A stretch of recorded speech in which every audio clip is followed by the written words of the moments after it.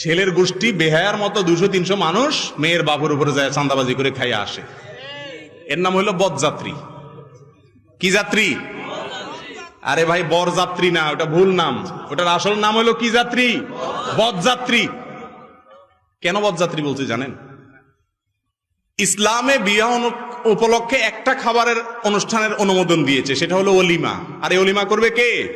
ছেলে। বিয়ে করছে ওই ছেলে। একটা আস্ত মেয়ে, মা বাপ জন্ম দিয়ে ছোটবেলা থেকে লক্ষ লক্ষ টাকা ইনভেস্ট করে পড়ালেখা করে বড় করাইছে, একটা আস্ত অ্যাডাল্ট মানুষ ধরে উঠে নিয়ে আসতেছে সারা জীবনের জন্য। এই বেটা খুশির চলে সবাই খাওয়াবে, ঠিক না ঠিক?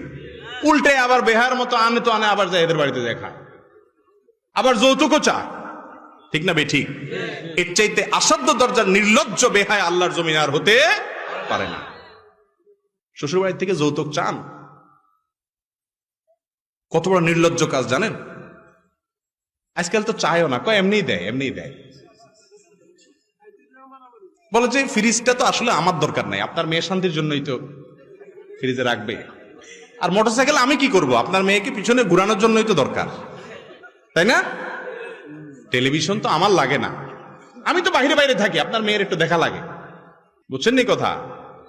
এই টাইপের যৌতুক চায়। এগুলোর নাম হলো ডিজিটাল ভিক্ষুক। নির্লজ্জ বেহায়া আল্লাহর জমিনে যদি 1 নম্বরের থাকে, শ্বশুর বাড়ি থেকে যে সমস্ত বেহায়া, যে সমস্ত নির্লজ্জ বলে কয়ে ঘুরাইয়া ফিরাইয়া ইশারা ইঙ্গিতে ওরে দিয়া তারে দিয়া ঘটকরে দিয়া চাওয়ায়, এগুলো হলো আল্লাহর জমিনের সবচেয়ে বড় বেহায়া। কথা বুঝতে পারছেন? একটা মেয়ের বাপ যখন হবেন সেদিন বুঝবেন।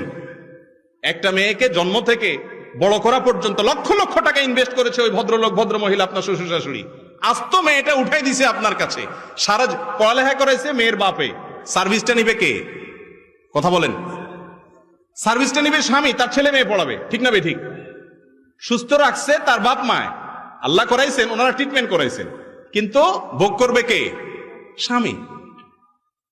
এই মেয়েকে বড় করতে যা লাগছে, উচিত হলো সব টাকা ক্যাশ ক্যাপিটাল হিসাব করে শ্বশুর মেয়েকে বলা যে শ্বশুর মশাই কত লাগছে এই মেয়েকে এই পর্যন্ত আনতে, হিসাব করে ফিগারটা বলেন, সব দিয়া তারপরে সসম্মানে আনা দরকার ছিল। বেহায়া দেয় তো না, বাসর রাতে মহারানা মাপ চায় নেয়, উল্টারও যৌতুক চায়। আল্লাহ তাআলা আমাদেরকে হেদায়েত দান করুন।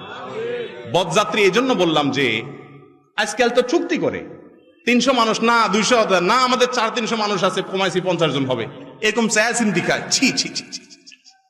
আবার কোন কোন সেদিন বরিশালে বোধহয় এক বিয়েতে আপনার গোশত কম হয়েছে, মারামারি হয়েছে, বিয়ে ভাঙছে, মানুষও মারা গেছে। এই দেশে এটা সম্ভব? আল্লাহু আকবার।